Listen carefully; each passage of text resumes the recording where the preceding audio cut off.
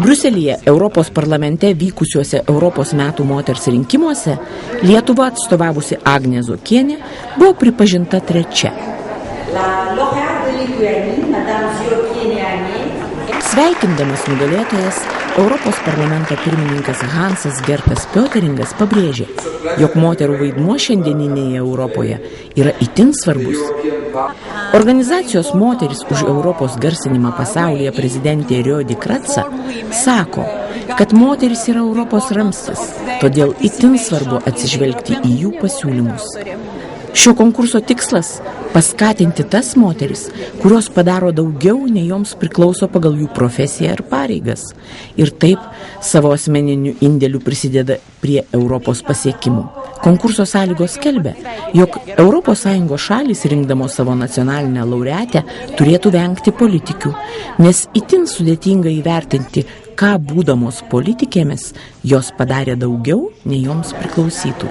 12 kartą surengtuose Europos metų moters rinkimuose dalyvavusios savo šalių laureatės yra lyderės savo srityse. Vokietijos atstovė Inge Bell kvietė atkreipti dėmesį į prekybą moterimis.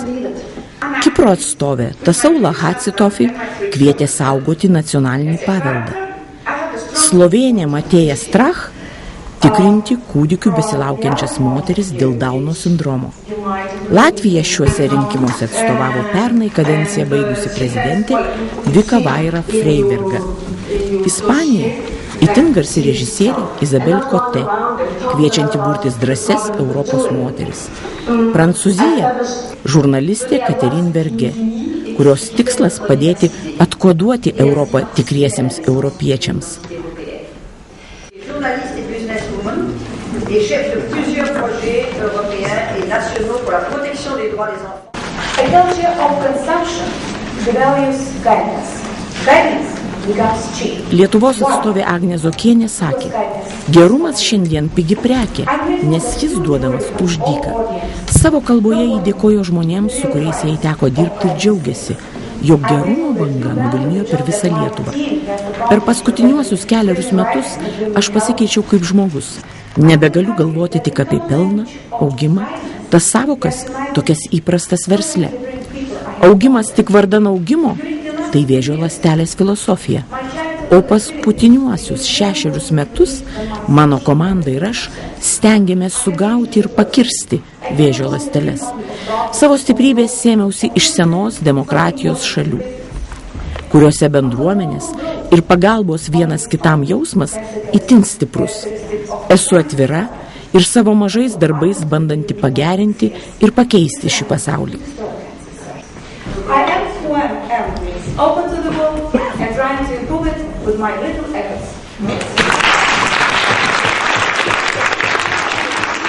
Vertinimo komisiją sudarė 38 nariai. Į ją buvo pakviesti Europos parlamento deputatai, žurnalistai akredituoti Europos parlamente bei 10 stipriausių Europos visuomeninių organizacijų nariai. Komisijos nariai iš Lietuvos buvo pakviesta Europos parlamento narė Laima Andrikienė.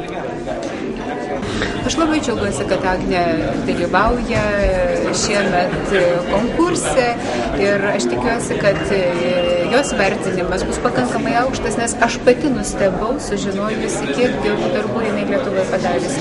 Aš esu tikra, kad ir kai kurie mano kolegos balsavo už Agnę, mano kolegos iš Europos parlamento iš kitų šalių. Europos metų moters rinkimai pirmą kartą buvo surengti prieš 20 metų.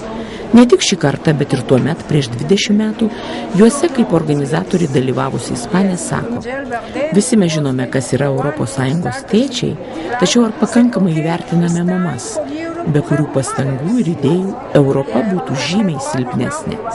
Teisingiausia būtų deramai pagerbti visų 27 ES šalių atstoves ir nerinkti vienos vienintelės. Visgi, šiais metais, kaip ir per ankstesnius rinkimus, visoms dalyviams buvo įteiktos bronzinės sagės, o pagrindiniai laureatai auksinė sagė. Ją segės Rumunijos buvusi teisingumo ministrė Monika Makavei. Antroji vieta atiteko Italijos konstitucinio teismo teisėjai Marijai Ritai Saulė. Trečioji Agnei Zuokienei iš Lietuvos. Europos metų moters garbingų titulų anksčiau buvo apdovanotos Čekijos prezidento žmona Olga Havel, Airijos prezidentė Marie Robinson, rašytoja Ellen Carrière-Dancos, aktorė Irene Papas ir kitos žinomos Europos moterys.